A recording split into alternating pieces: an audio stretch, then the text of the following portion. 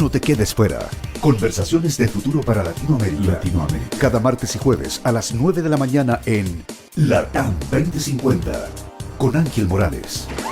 Somos divoxradio.com.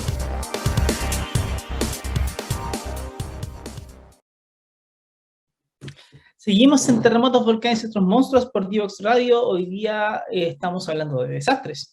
Estamos hablando acerca de fenómenos que los han gatillado y un poco tratar de entender por qué muchas veces ocurren y por qué no.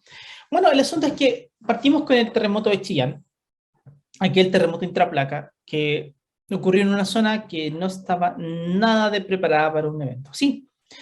Y eso llevó a que una cantidad muy grande de personas fuera que falleciera. Y de ahí que viene que este desastre fue el que llevó a la mayor cantidad de muertes ligada a un terremoto. Pero incluso esa frase no está bien.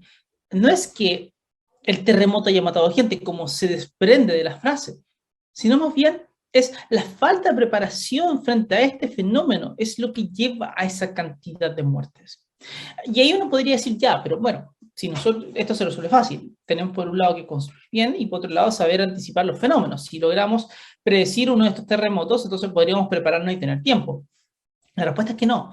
La respuesta es que la preparación es lo crucial, pero la preparación, chuta, depende de muchos factores que no necesariamente son los que uno esperaría que fueran de manera lógica, razonables, los que deberían tomar lugar.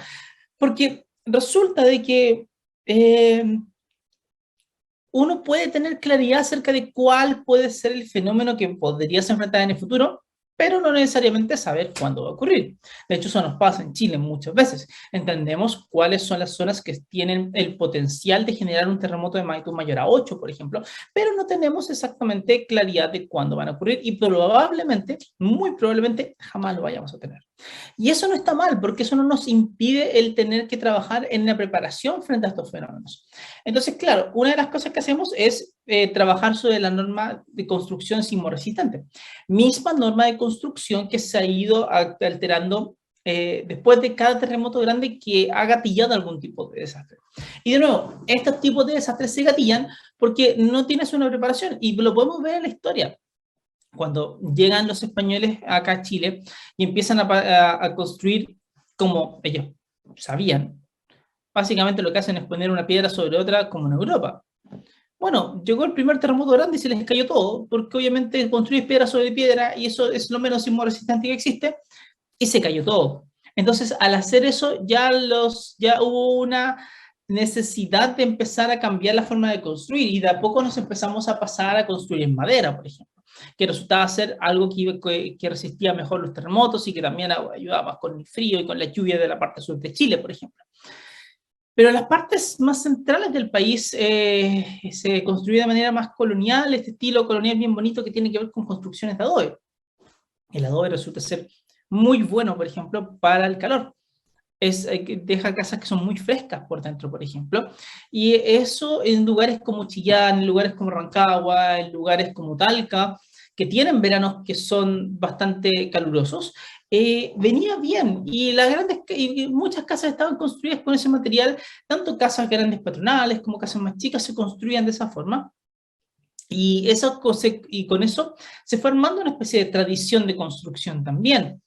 Pero el asunto es que entre que se empieza a construir con ese material, no terminan de pasar grandes terremotos durante un tiempo, hasta que empiezan a ocurrir, hasta que ocurre el terremoto de 1906 en Valparaíso, hasta que ocurre sobre todo el terremoto de 1939 en Chillán. Y de ahí se ve que, oye, en realidad es necesario cambiar la forma de construir, es necesario entender mucho mejor el suelo, cómo se va a mover el suelo frente a un terremoto y cómo eso tiene un impacto en las construcciones, porque finalmente no quieres que la gente se muera y eso es lo que tienes que atacar. Ahora bien, eso se ha hecho siempre y siempre ha ido cambiando, y por eso en Chile se caen muy pocos edificios, la verdad, o casi no se caen edificios después de un terremoto, como sí pasa en muchos otros lados. Si contrastamos con Haití, por ejemplo, en el terremoto que tuvieron en el 2010 en Haití, se generó un desastre brutal, brutal. Murieron cientos de miles de personas en Haití ese día, ante un terremoto de magnitud 7, que generó un movimiento breve pero muy intenso, que terminó mandando al suelo a todas las construcciones, que casi todas las construcciones que habían ahí, o una buena cantidad de las construcciones que habían ahí, que no tenían ningún tipo de preparación ante un evento así. Y uno dice, bueno, ¿por qué no?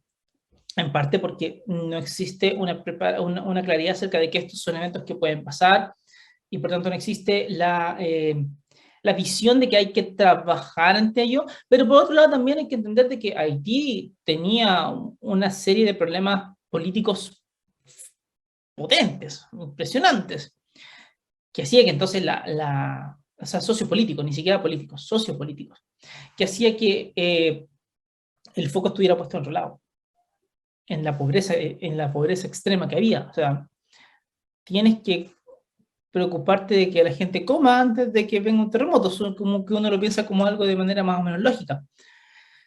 Y estas cosas uno necesita de alguna manera gestionar el riesgo de alguna forma para que te puedas hacer cargo de las urgencias, pero también te puedas hacer cargo de estas amenazas que van a ocurrir en el futuro. Y en este caso es un terremoto. Ocurrió el terremoto en Haití y generó todo esto por la nula preparación. Y si tú le preguntabas a alguien de la comunidad geocientífica que había trabajado en Haití, sabían de que esto iba a ser un problema. Porque por un lado estaba más o menos entendido de que las placas ahí podían generar un terremoto grande, se tenía más o menos claro, pero por otro lado también se sabía de que se veía que las construcciones no iban a aguantar, que se construía como se podía, porque claro, cuando tienes tanta pobreza también, alguien va a construir como puede.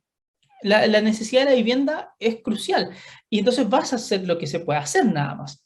Y cuando eso ocurrió, entonces la gente fue construyendo uno encima de otro, casi como generando ciertos tipos de Frankensteins de construcción que eran absolutamente vulnerables frente a cualquier tipo de terremoto. Entonces, había varios investigadores que habían ido a la zona y que se habían dado cuenta que esto era un desastre esperando ocurrir. Y ocurrió. Hoy en Perú, por ejemplo, y esto lo conversamos hace varios meses atrás en este mismo programa, hay muchas zonas más alejadas de la parte más central de Lima, la parte más antigua de Lima, donde se está construyendo donde sea y como sea.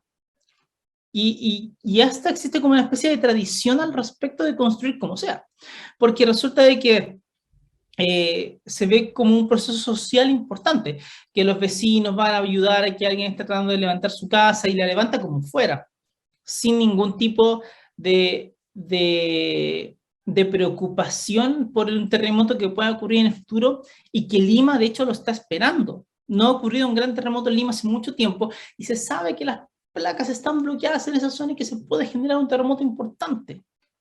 Entonces, ¿qué cosas van a caer? Van a caer las que están mal construidas, naturalmente.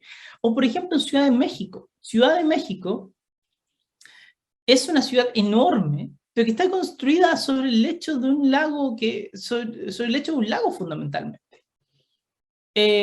O sea, históricamente había un lago en esa zona, y ahora ya no hay, y está todo construido encima. Y por supuesto que cuando construyes encima de esos suelos, hay muchas zonas donde los suelos son complejos, es decir, donde los suelos son muy blandos y que hacen de que entonces cuando generas terremotos, esos suelos se van a liquefaccionar. Eso quiere decir de que se van a comportar como líquido y eso hace que las construcciones pierdan sustento y se empiecen a caer. Entonces tienes que construir con mucho más cuidado para que esas construcciones no se caigan. Es decir, tienes que clavar de alguna manera los edificios a la parte más dura del suelo para evitar de que se te caigan cuando tengas esta liquefacción. Y es por eso, entre otras cosas, que cuesta construir en dunas, por ejemplo, que se hace más difícil. Por cierto, esa es una de las razones por las cuales no deberíamos estar construyendo las dunas de Concón. En la costa de la quinta región en Chile. No deberíamos. ¿Se puede? Obvio que sí, la ingeniería está, claro, pero es una zona licuefaccionable y más aún es patrimonio de la humanidad. Y tiene una, o sea, no es patrimonio de la humanidad, perdón, es una zona donde existe una biodiversidad que debe ser protegida.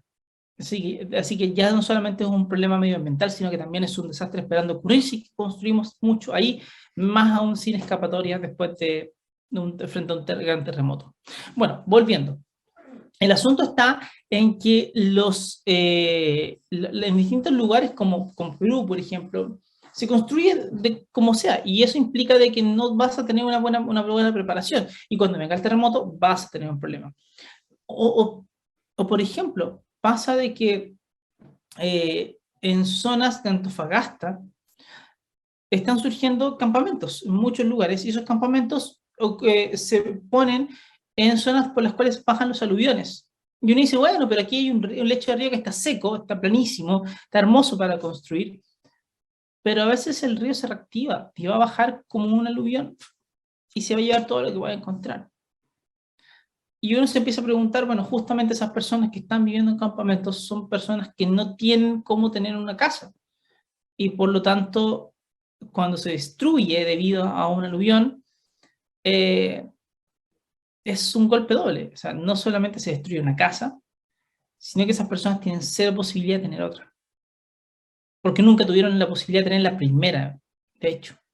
Entonces implica de que tu planificación urbana tiene que contemplar estas cosas que pasan y ver cómo tú también regulas eso. Pero resulta de que los intereses para regular no siempre son los que ganan. Recordemos que muchas de las grandes crisis que hemos tenido financieras, por ejemplo, en la historia de la humanidad, han sido debido a una serie de grupos de gente que le encanta que no existan regulaciones y que puedan hacer lo que sea y que terminan desencadenando grandes desastres económicos. Porque no regulan absolutamente nada. Y no se autorregulan tampoco. Entonces ocurre que llega un momento donde es necesario que, que exista un ente, al menos que esté regulando las cosas que van pasando. Y ahí empiezan a aparecer, de nuevo, los planos reguladores, los planos de emergencia, los mapas de emergencia, empiezan a aparecer muchos instrumentos que son importantes para la planificación, pero que tienen el problema de que no siempre se toman muy en cuenta. En Chile, por ejemplo, todavía no se toman en cuenta, no se toman en cuenta aún al día presente los mapas de peligro por inundación de tsunami, por ejemplo, o por amenaza de erupción volcánica, para poder planificar una ciudad. No hay. Entonces, ¿quién planifica? Nadie, planifica el mercado fundamentalmente. Si es que hay una posibilidad de que alguien pueda ganar dinero en una zona, no lo va a hacer. Y tiene que existir libertad ante todo para que tú puedas tomar cualquier lugar y poder sacar algún beneficio económico de eso. Y ojalá no tener que hablar mucho de las amenazas naturales que van a ocurrir. Pero las amenazas naturales no son algo que está ahí como un cuco que de repente ocurre. Esas cosas pasan. Si no, preguntémosle, por ejemplo, a la gente de Punta Arenas. Porque resulta de que después del terremoto de 1939, en Chillán, como les comenté, hubo cambios en la regulación, en la norma sismo resistente del país. Bueno, resulta de que Chile está justo como el Chile continental está como en dos límites de placas. En la parte norte de Chile hasta Aysén, tienes la placa de Nazca con la placa sudamericana en su subducción, y luego tienes otras dos placas que son las que están en otra subducción desde Aysén hacia el sur. Y esas van moviéndose a una velocidad más baja que las que están en el norte. Por lo tanto, como se van moviendo a una velocidad más baja, acumulan tensión de una manera mucho más lenta, y los terremotos que se generan, son pocos, y segundo, no tienen las magnitudes que tienen los terremotos grandes del norte en este caso también involucra la parte del sur,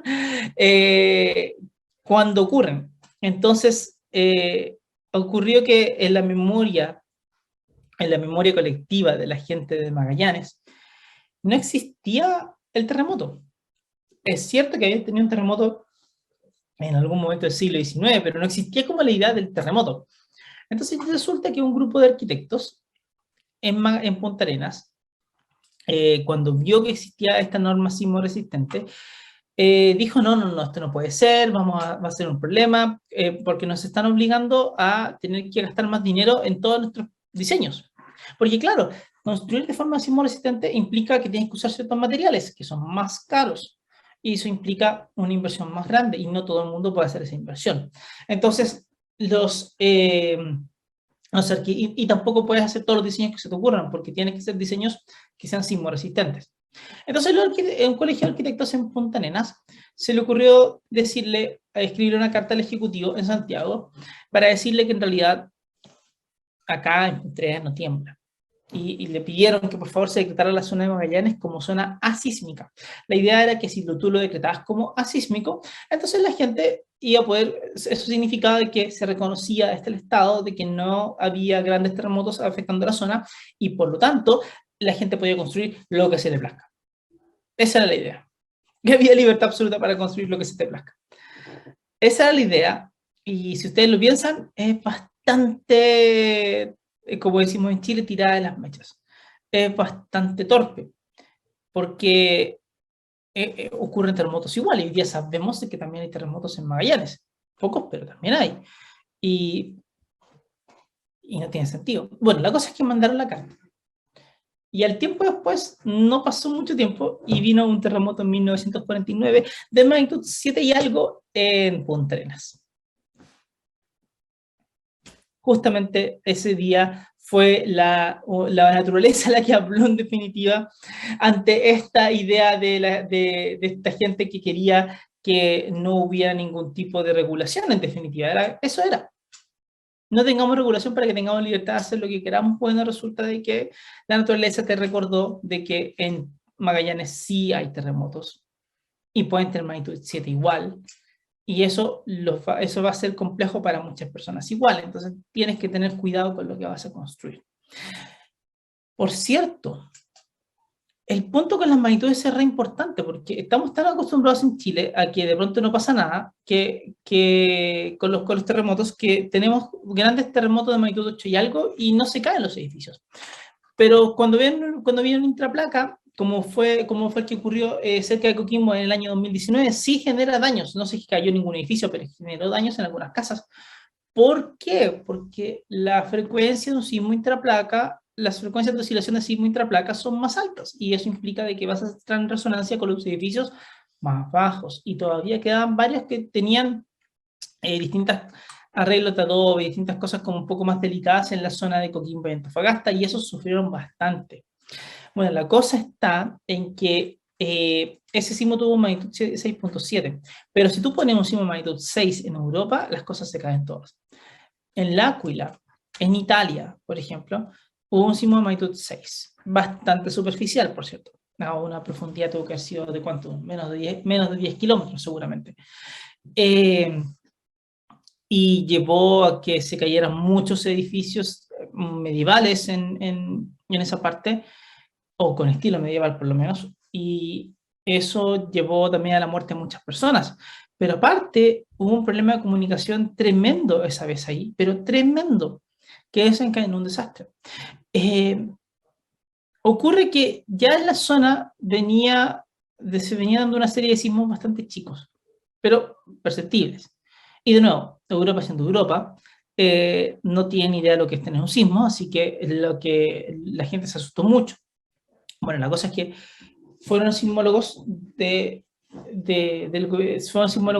un instituto italiano, un instituto de investigación, y empezaron a hablar justamente con el gobierno de la ciudad, con el gobierno regional, como le llamamos acá en Chile, para poder ver qué es lo que pasaba. Y obviamente, como buenos sismólogos, les dijeron rápidamente al gobierno local que no había cómo predecir si es que esto iba a terminar con un terremoto grande o no. Mientras tanto, sigue temblando. Sigues teniendo un enjambre, una pequeña secuencia de sismos que resultó que fueron precursores del sismo mayor. Pero mientras estás en la secuencia, tú no sabes cómo va a terminar. No sabes si es que va a terminar con un sismo más grande, como fue el caso, o si de pronto simplemente va a empezar a decaer y no pasa nada.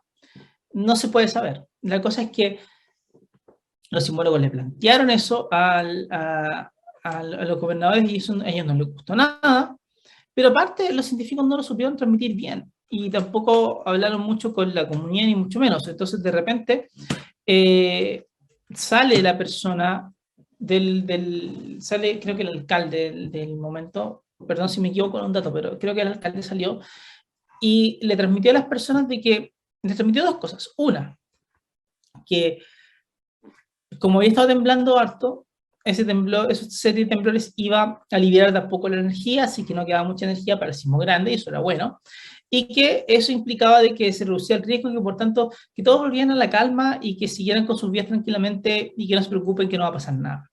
Y eso llevó a que la gente que estaba, por cierto, durmiendo en carpas fuera de sus casas, se volvía a las casas, y cuando vino el terremoto en L'Aquila, se cayó todo.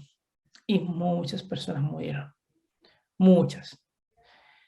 Y eso fue un desastre de magnitudes tremendas. El caso se fue a la justicia, porque había que buscar responsabilidades, y en una primera sentencia, la justicia italiana declaró culpables a los sismólogos por los cargos de asesinato de gente. Básicamente porque para la justicia ellos habían dicho que no iba a pasar nada, y que eso había llevado a que la gente se confiara, volviera a sus lugares y a sus casas, y que eso después terminó gatillando que ellos mismos no pudieran arrancar cuando sí pasó algo y cuando sí la gente se murió. Lo cual es una locura máxima, pero hay que entender un poquito qué es lo que hay detrás. Por un lado, hay una comunicación pésima, no lo digamos de otra manera, o sea, si no resultó, es porque lo hiciste muy mal. Y por otro lado está el tema de que también hubo un aprovechamiento político. Un aprovechamiento político porque muchas veces el tomador de decisiones lo que quiere es que todo vuelva a la normalidad rápido, que esto no sea un problema. Hay muchos otros problemas más importantes de los cuales hacerse cargo bajo su visión, y por tanto, la idea es que para ellos es que estos no sean problemas. Y de ahí entonces de que cuando cuando llegan estas personas, se transmiten estas ideas y no son ciertas. Por ejemplo, no es cierto que una serie de terremotos chicos te inhiba uno grande. No lo es. Porque resulta que uno de magnitud 6 es 32 veces más grande que uno de magnitud 5. Entonces, para tener que liberar la energía que libera uno de 6, tienes que tener 32 bicharracos de magnitud 5. Y eso no se dieron. Entonces, tenía mucha tensión acumulada ahí, pero obviamente no sabía si iba a ocurrir algo o no. El segundo problema era de que las construcciones no estaban preparadas para algo así. No lo estaban, pero la gente igual tenía que volver a hacer su vida de alguna manera. Entonces, era importante tratar de transmitir un mensaje en el cual había que estar constantemente alerta, siempre alerta, porque no sabemos cómo va a terminar esta situación. Y por otro lado también ver cuáles son las formas en las cuales alguien puede también generar medidas de autocuidado mientras está en medio de una crisis, porque obviamente las construcciones no iban a cambiar. Pero no se hizo eso. No, sino que la discusión se llevó por parte de los tomadores de decisiones y también del público, se fue hacia si iba a predecir o no se iba a predecir, si algo iba a pasar o no iba a pasar. Y eso no te ayuda en absolutamente nada, porque no se puede. Entonces, es tan complejo poder pensar en cómo se puede hacer, que probablemente nunca se pueda, de hecho. Entonces, cuando ocurre el terremoto se genera este desastre. Y después, en la búsqueda de culpables, terminamos llegando incluso a los científicos, que lo único que hicieron en estricto fue decir que no se podía predecir algo, pero que después también no lograron comunicar bien las cosas. Después fueron absueltos, entiendo después, pero el caso adquirió relevancia mundial, porque cómo era posible que estuviera enjuiciando a los científicos. Y de hecho eso llevó a una serie de conversaciones dentro de la misma comunidad, en las cuales se hablaba acerca de qué es lo que tú tenías que decirle a alguien, el público, ¿no? Mientras hay una crisis, lo cual en lo personal creo que era una idea muy buena en ese momento y es una idea muy buena todavía. El ver cómo tú transmites los riesgos, cómo tú cuentas cuáles son los escenarios, cómo tú no generas pánico, porque no puedes generar pánico, pero por otro lado sí logras transmitir la información adecuada a las personas para que tampoco empecemos a ver cómo nos vamos a preparar. Eso es importante. Bueno, la cosa es que se empezó a tener esta serie de discusiones dentro de la comunidad científica para ver qué se podía hacer, que de nuevo, lo encuentro súper positivo. Se formaron comisiones, hay algunas comisiones más famosas que otras, pero una en particular que reunió a grandes sismólogos del mundo y que a los años nos presentaron a la comunidad en un congreso, nos contaban la experiencia y nos decían que sí, se juntaron muchos sismólogos muy buenos, como para terminar de diseñar una especie de como plan de acción en caso de que te encuentres en medio de una emergencia y ver qué transmites, cómo y todo lo demás. Pero en vez de que eso, ponerlo a disposición de todo el público y darle mucha difusión para que la gente supiera que los sismólogos estaban haciendo eso y que era una cosa muy importante, lo publicaron en una revista científica que no lee nadie. Porque eso es un problema con la academia y es un problema propio de nosotros también como científicos. Nuestros resultados tenemos que publicarlos en una revista científica, y es verdad, tenemos que hacerlo. ¿Por qué? Porque a través de eso nosotros pasamos por procesos de evaluación por pares, y ahí podemos generar conocimiento que tiene cierto nivel de validación con la comunidad, y nadie se lanza con algo tirado de las mechas, digámoslo. Pero necesitas que eso también tenga una contraparte, que la gente lo entienda, que lo vea, porque todos necesitamos sentirnos acompañados. Y las personas que están en lugares expuestos a distintos fenómenos naturales no son la excepción. Necesitamos sentirnos acompañados. Y es un tremendo desafío, y siento que esa vez perdimos mucho la oportunidad de hacerlo. Ya, volvemos en el último bloque de terremotos, volcanes y otros monstruos en un par de minutos más. No te quedes fuera. Conversaciones de futuro para Latinoamérica. Cada martes y jueves a las 9 de la mañana en LATAM 2050 con Ángel Morales. Somos Divox